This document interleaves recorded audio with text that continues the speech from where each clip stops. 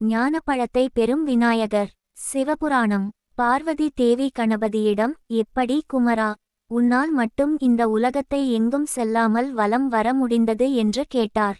அதற்கு கணபதி தன்னுடைய தந்தையான சிவபெருமானை வணங்கி, தந்தையே, தங்களிடம் இருந்து உருவானவை தானே வேதங்கள், அதில் கூறப்பட்டுள்ள கருத்துக்கள் யாவும் உண்மை என்றால் நான் இந்த உலகத்தை வலம் வந்துள்ளேன் என்பது உண்மையே என்று கூறினார்.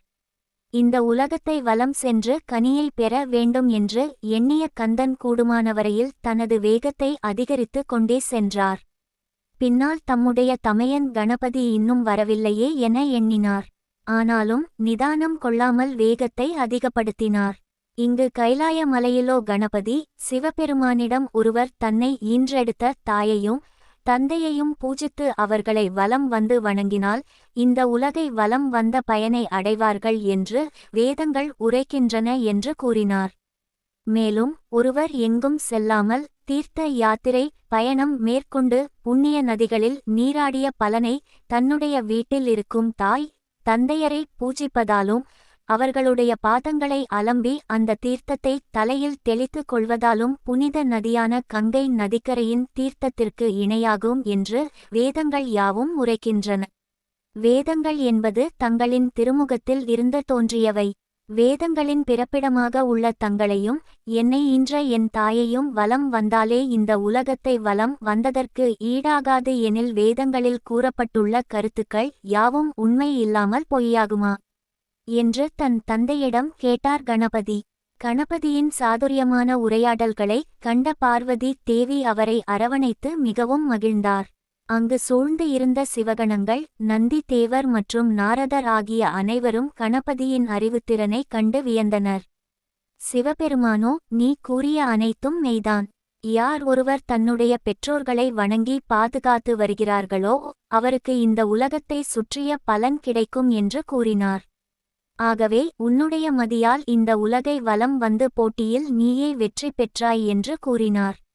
நீ என்னிடம் வேண்டியபடி ஞானக்கனியானது உனக்கே உரியதாகும் என்று கூறி நாரதரிடமிருந்து ஞானக்கனியை வாங்கி கணிபதியிடம் எம்பெருமான் வழங்கினார்.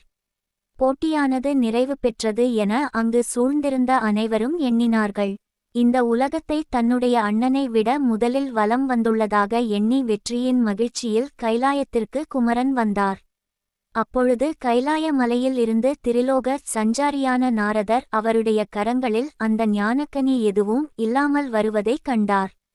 நாரதர் தன் கரங்களில் கனி இல்லாமல் வருவதைக் கண்ட குமரன் நாரதரிடம் சென்று, நாரத முனிவரே, தாங்கள் கொண்டு வந்த கனி எங்கே என்று கேட்டார். இன்னும் என்னுடைய தமையன் இங்கே வரவில்லையே என்று கூறினார். அதற்கு நாரதர் எப்பொழுதும் போல தனது வேலையை தொடர்ந்தார்.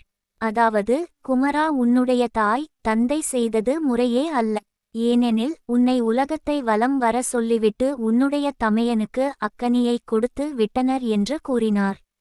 இதை சற்றும் எதிர்பார்க்காத குமரன், எப்பொழுது என் தமையன் இங்கே வந்தார்? நான் அவர் உலகத்தை வலம் வரும்போது காணவில்லையே என்றார். நாரதரோ, உன் தமையன் எங்கும் செல்லாமல் இருந்த இடத்திலேயே இருந்து ஞானக்கனியை பெற்றுக்கொண்டார். ஆனால் நீயோ இதை அறியாமல் இந்த உலகை வலம் வந்தாய் என்று கூறினார். என் தமையன் இருந்த இடத்திலேயே இருந்து கனியை பெற்றுக்கொண்டாரா என கேட்டு குமரன் மிகவும் வருத்தமும் ஏமாற்றமும் அடைந்தார். அதே சமயம் கோபமும் கொண்டார்.